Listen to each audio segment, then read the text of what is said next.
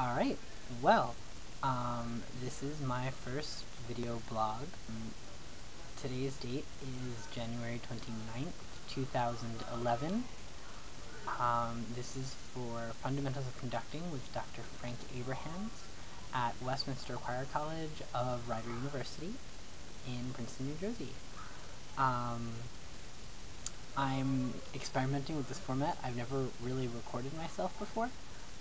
It feels a little silly talking to this. Maybe that becomes more natural. I don't know, but a lot of this class is sort of making decisions and trying new things, and so I figured I'd give it a whirl.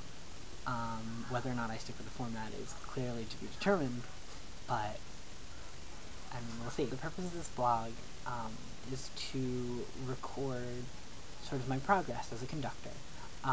There are, of course, the actual videos of me conducting and rubrics and, all those other stuff that can be found in other areas of this website, but there's also sort of the record of my processing and what I'm learning and how I'm using what I'm learning, and I guess this is a way to record that. Class so far is kind of cool. No one conducted on Wednesday. We talked about conducting patterns in general. I didn't get much from the book. I got a lot more from Dr. Abrahams actually explaining it. And it was something I hadn't really thought about, because, I mean, I've conducted before. I directed the pep band last year. I auditioned to be drum major in high school. I didn't make it, but that was other reasons, not my conducting. I hadn't really thought about it. It was very, it wasn't very artistic. It was very much based on sort of, I'm keeping the time for you guys. I mean, I had some fun with it when I was conducting the pep band. I mean, I could sort of get, they understood sort of when I wanted them to get quieter and get louder, and it worked out. I didn't really think about it. I was just sort of moving my arms. So when we talked about sort of just the concept of an ictus it still doesn't really make sense to me, and I'm sure as I go along it'll sort of happen. Part of it is because we're sort of breaking down something that inherently is not something that can be broken down, at least to me. A movement is a movement. There's a beginning, there's an end, and there's sort of a go-through. To me, I don't make those distinctions. Same thing when I dance. I conducted for the first time, though, yesterday, on the 28th of January. That was really, really sort of terrifying and exciting at the same time. I conducted Benjamin Britten's A New Year's Carol. I had actually sung the piece before, which is really sort of astonishing, because I'm really not a choral musician at all. So me having sung something is really, and remembered it, is really something to be celebrated. But I was familiar with the piece, and it has sort of a simplicity that I really enjoy. We're given the choice of what to conduct, and that's what I went with. And it's a fairly simple piece. I mean, it's A, B, A, B, A, B, A.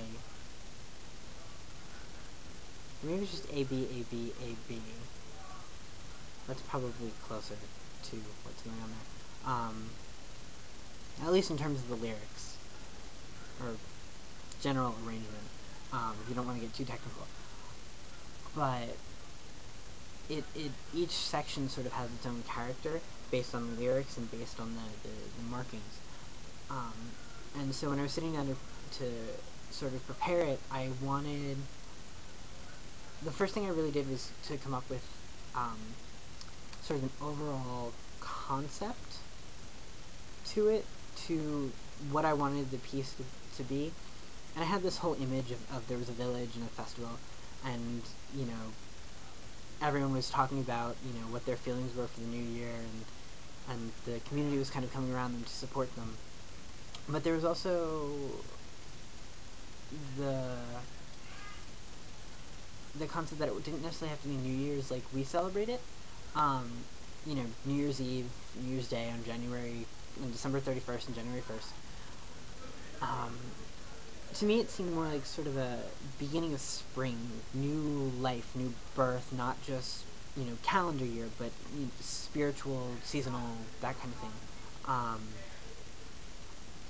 And I sort of went with that feeling a lot better, a lot more.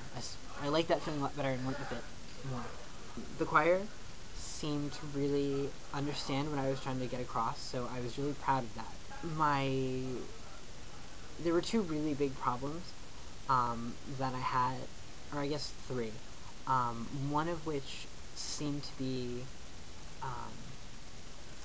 my wrists were very floppy. It wasn't a whole arm motion.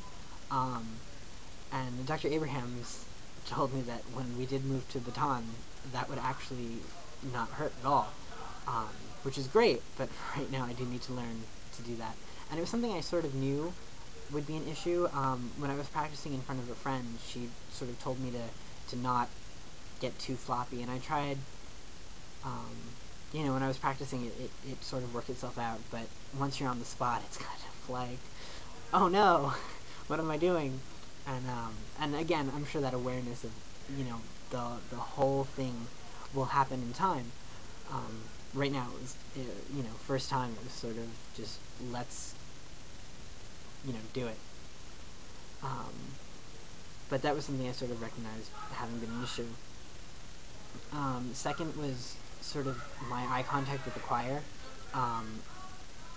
I made sure to make eye contact and really try and make that connection, and for the most part people seem to understand and feel connected, but I looked at a few people specifically, and I really needed to sort of look at the whole picture.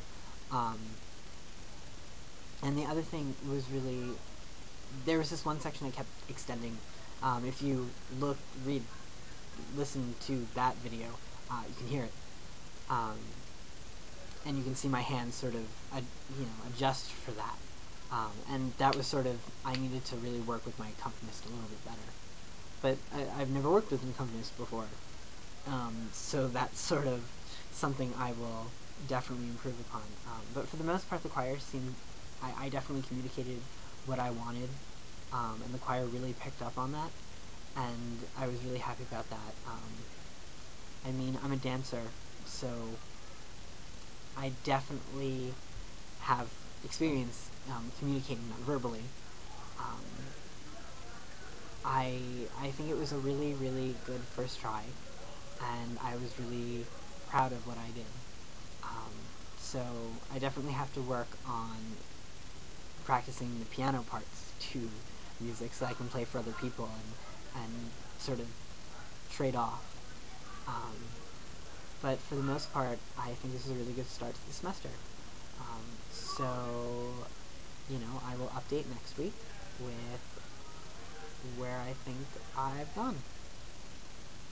Until then,